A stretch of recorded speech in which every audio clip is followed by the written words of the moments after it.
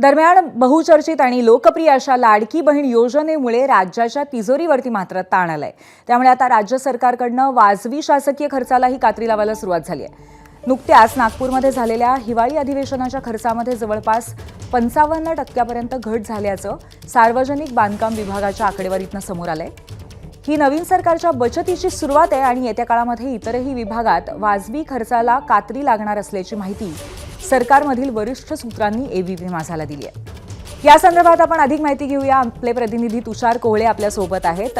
तुषार, लाडकी बहीण ही संपूर्ण योजना तिजोरीवरती चांगलीच भारी पडणार अशा पद्धतीची चर्चा सातत्याने होती, परंतु त्यामुळे आता इतर खर्चांमध्ये मोठ्या प्रमाणावरती कपात होती असं दिसतंय।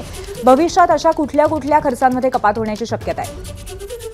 निश्चित आपण जर का बघितलं तर ते हिवाळी अधिवेशन झालं। हिवाळी अधिवेशनामध्ये जो वाजवी खर्च असतो, विशेष करून रंगरंगोटी असेल किंवा सुशोभीकरण असेल, या खर्चामध्ये पूर्णतः कपात करण्यात आल्याचं आपल्याला पाहायला मिळालं।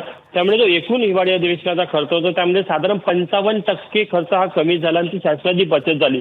कारण की राज्य शासनाची जी वित्तीय तूट आहे ही दिवसेंदिवस वाढत आहे आणि मुख्यमंत्री लाडकी बहीण योजनेमुळे तर त्यामध्ये जवळपास 40,000 कोटीची आणखी भर पडण्याची शक्यता आहे।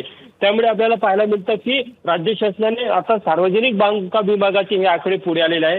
मात्र या व्यतिरिक्त इतरही सर्व विभाग असेल, मग तो ऊर्जा विभाग असेल किंवा समाज कल्याण विभाग असेल, क्रीडा विभाग असेल, इतर जे प्रमुख महत्त्वाचे विभाग आहेत त्या सर्वच विभागामध्ये जे वाजवी खर्च असतात त्या सर्वांवर कात्री लावण्याची सूचना देण्यात आलेल्या आहे। आणि महत्त्वाची गोष्ट की जो म्हणजे रंगरंगोटी किंवा इतर सुशोभीकरणाचा जो इतर खर्च असतो किंवा मोठमोठे इव्हेंट असतात त्यामध्ये शासनाला मोठ्या प्रमाणात खर्च होतो, ते कसे कमी करता येईल यावर शासनाचा भर असणार आहे। आणि हिवाळी अधिवेशन नवीन सरकारचा पहिलं जे मोठा घटना होती किंवा एखादी उपक्रम होता किंवा कार्यक्रम म्हणता येईल, तो हिवाळी अधिवेशनाच्या माध्यमातून आपल्याला पाहायला मिळाला। आणि हिवाळी अधिवेशनामध्ये जी खर्चामध्ये घट झाली त्यावर असं दिसतं की पुढील काळामध्ये सरकार आपली वित्तीय तूट कमी करण्यासाठी वाजवी खर्च कमी करणार आहे। धन्यवाद तुषार, आपण दिलेल्या माहितीबद्दल।